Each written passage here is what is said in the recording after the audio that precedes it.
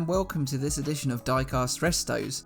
My name's Jason and this is the Matchbox 46A Morris Minor 1000, in the range from 1958 until 1960 when it was replaced by the Pickford removal van.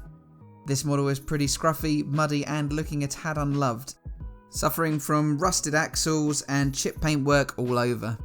Early models had metal wheels combined with crimped axles, but later versions were clad with grey plastic wheels and domed axles. Now this isn't the only Minor I've managed to get hold of.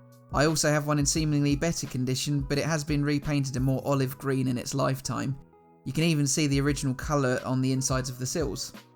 My plan is to restore one as close to the original specification as possible, while gently customising the other in another popular colour for the Morris, a mid-shade of maroon. In the custom car, I will fill in the chrome details to highlight the intricacy of the casting. Silver trim was applied to the headlights, grille and the bumpers, while the tail lights received a dash of red. The later issues did not come with the red trim. It was initially released in pale brown, but more commonly found in dark green or a blue-green shade. The final issue was blue, but all came with a black base plate. So while I drill into the base plate, the model had a very short lifespan in the Matchbox range, just 2 years. It is well known that a large consignment of Morris Minors were stolen from Lesney, and are now a much sought after model. With these two in such poor condition, I thankfully didn't need to pay a premium for them. Here I'm tapping the misshapen base back into form with a hammer, before I pour some very hot water over the castings for paint removal.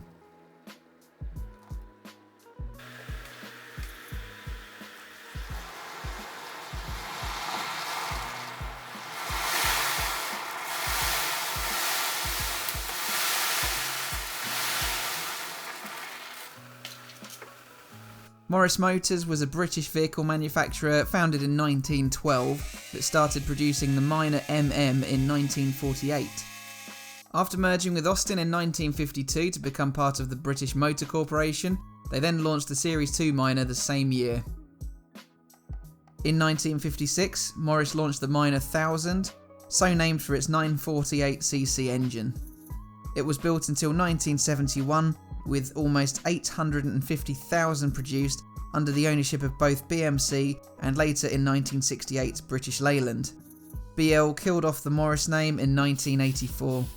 A couple of points of interest are that the Morris factory in Cowley, England is now home to the BMW owned Mini production line, and the Chinese automotive firm SAIC own the Morris trademark, so you may not have seen the final Morris yet.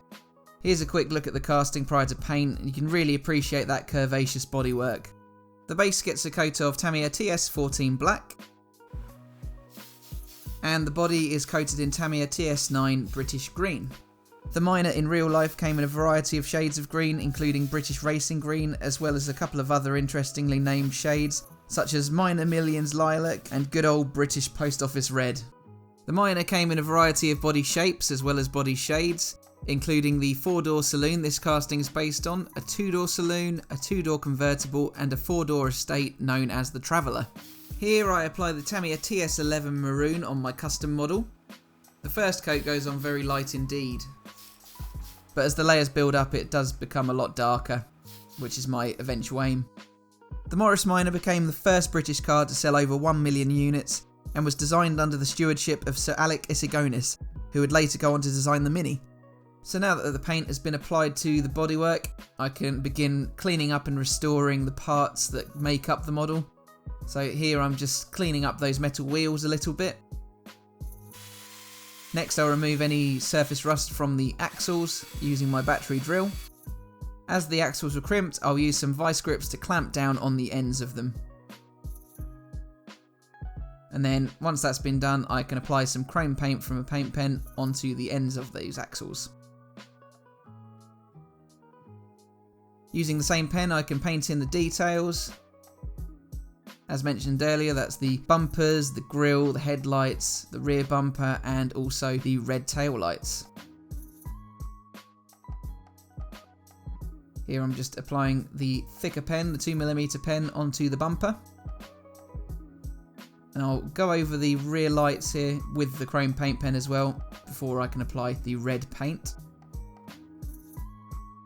Here I just reapply the base, clip it over that rear single rivet post and screw it back in.